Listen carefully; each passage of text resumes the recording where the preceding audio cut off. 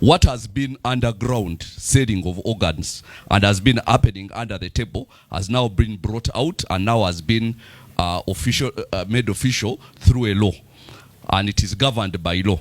But now the law that governs it, everything is conducted by the president. So he's going to be the one in charge through the Minister of Health. Now the Minister of Health comes up with a council for the organ trade, which is appointed by the Minister of Health, which means indirectly appointed by the president.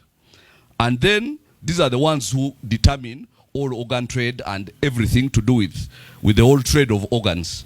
And it's considering that there's already been organ trade and it has been very illegal and very illicit, and people have been going to hospitals, especially Mulago and Chirudu, people who had accident victims and who had very good organs, and they died mysteriously because people wanted to harvest their organs. That has been happening without a law.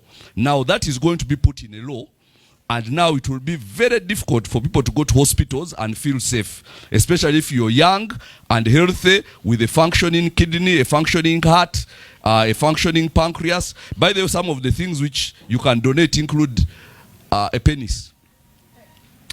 So if you are gifted by nature, you can go and donate your thing to a Chinese man. It's there, by the way. It talks about all the organs, and it includes penile, which is a penis, and the uterus also.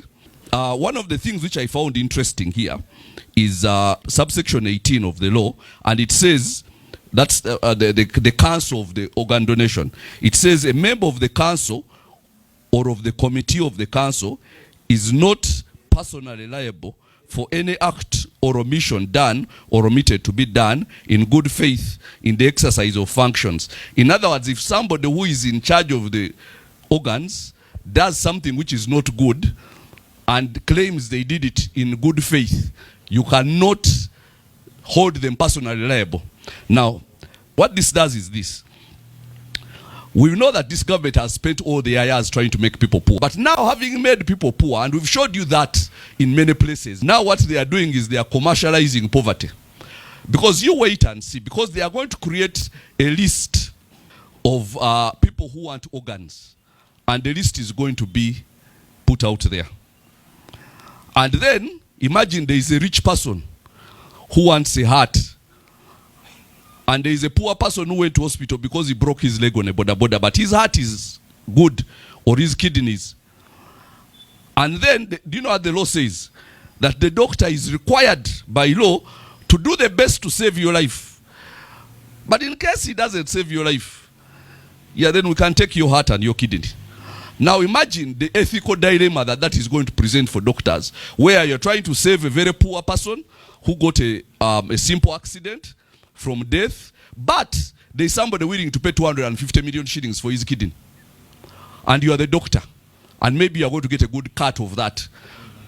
And you've been notified, and even the person, as soon as the person came to hospital, now they are only using Mulago, by the way. Mulago is the only hospital they are using for organ transplant for now. But every hospital has the ability to apply, and they can be co-opted into the organ trade. Every hospital, including private ones, they only have to apply, fill out, a few, meet a few conditions, and they also become a part of it. So I'm trying to tell you that somebody comes to a hospital with a small, something that does not affect his organs. He's not sick of an organ disease. Maybe he has an injury or something like that. And the doctor first gets his blood group, tests his whatever compatibility and what, then knows somewhere there is somebody called Odaka who needs a kidney, and he has 300 million which is willing to pay. And then there is this poor man from the village who is coming here, and the doctor looks at you and says, but why don't you just die? We have money to make. And that's the ethical dilemma now, where you're totally dependent on the good graces of the doctor.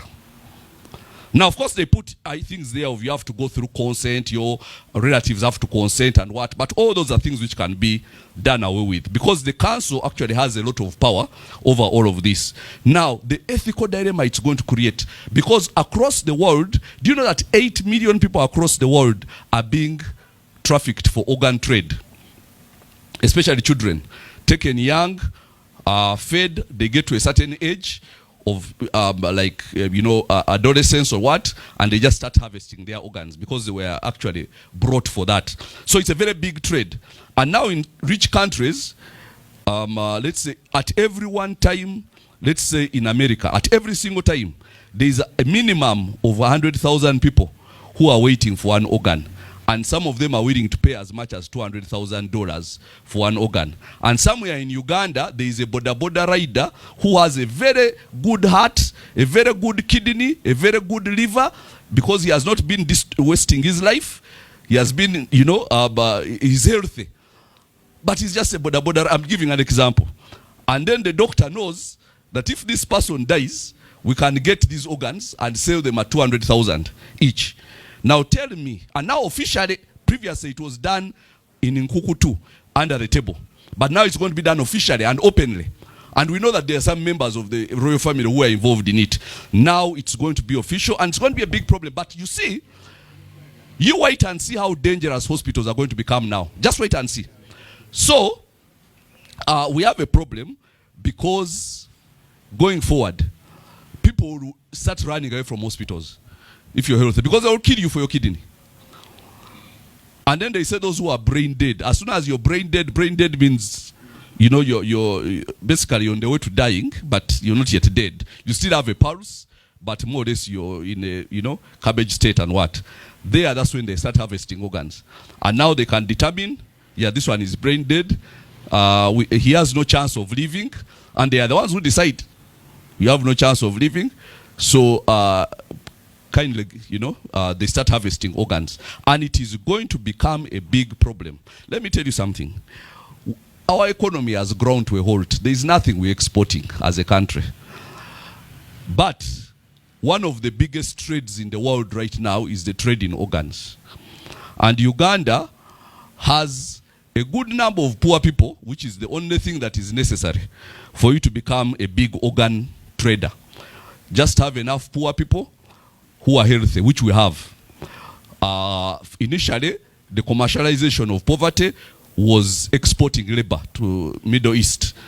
And you thought that was bad. That's not bad. You wait and see what is going. Now that this has become a law. But because we are all in the homosexuality thing, all these laws passed quietly.